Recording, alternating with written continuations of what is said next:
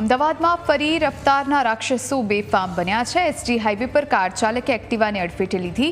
મોડી રાત્રે 2 વાગ્યે અકસ્માતની ઘટના બની।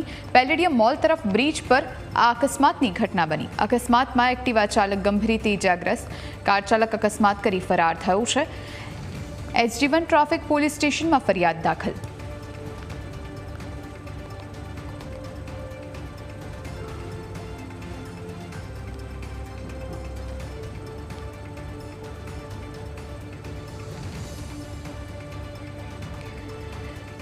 તો દિવસે ને દિવસે અકસ્માતની ઘટના વધી રહી છે।